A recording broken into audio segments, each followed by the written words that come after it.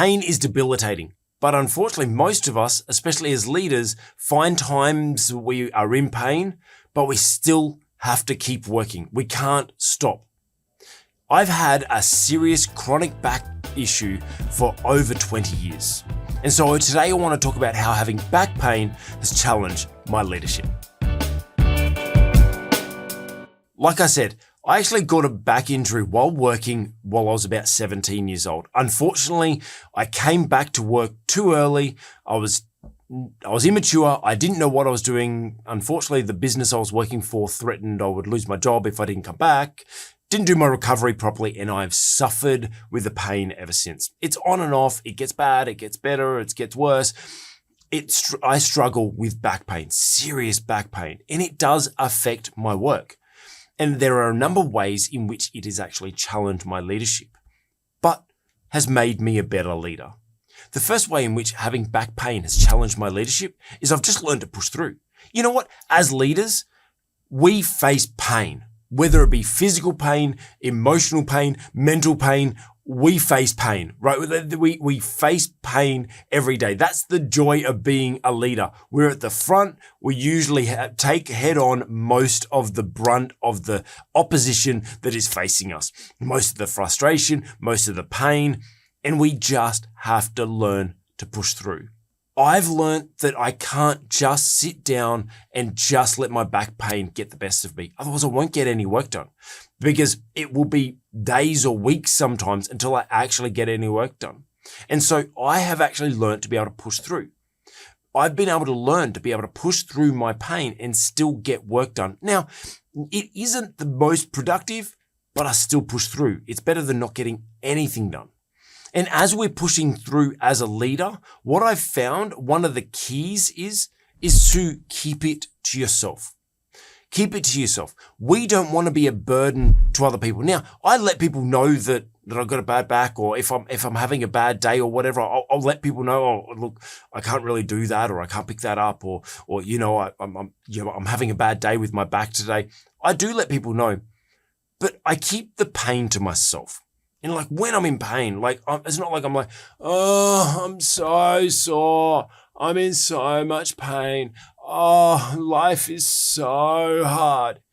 You know some of those people, right? That's not a leader, right? We need to be strong. Our followers are looking up to us to see that they need to have confidence in us. And if we are, oh, I'm in pain, life is hard, I can't do this. If we're like that, they're not going to respect us. They're not going to look up to us.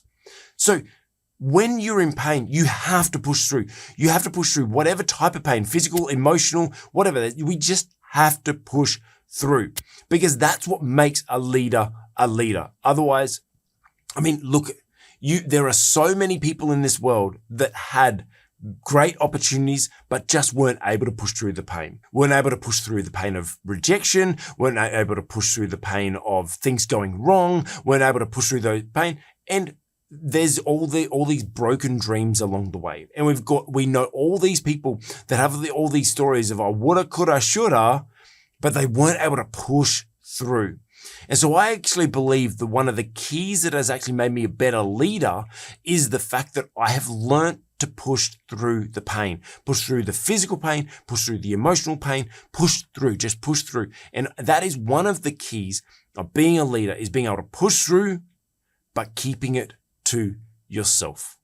And the second way of how having back pain has challenged my leadership is you have to prioritize your health. Now, hold on a second, Craig. That sounds like it's contradicting your first point. Yep. This is the challenge of a leader. We are constantly in a juxtaposition, right? We have to find that balance. Yes, we have to push through, but we also have to be able to listen to our body and know when to stop. We have to prioritize our health, because we as a leader are no good to anyone if we're sick. We're no good to anyone if we're stuck in bed. We are no good to anyone if we can't perform. If our brain is so fogged up that we're in pain, or we're sick, or we're distracted, if we push through too much, then we are no good to anyone. We can push through for a season, but if we keep pushing through, you might find yourself breaking down and not being able to perform, and find yourself out in the cold, so to speak, and not doing anything in the future. And you want your leadership to last. So you have to prioritize your health. First thing with that is listen. Listen to your body. You need to become self-aware. Leaders are self-aware. Physically, be aware of what your red flags are. What are those warning signs for you that you know that you're working too much, that you're in too much pain, that you're in, like, I know I push through with my back pain, but there is a point that I know, like when there's certain things that happen and I've got these red flags that as soon as they happen, I'm like, oh, okay, that's a time I need to go and rest. This time I need to take some medicine. I avoid taking the medicine, but you know what? At times I've got to look after myself. And so I've got to give my body rest.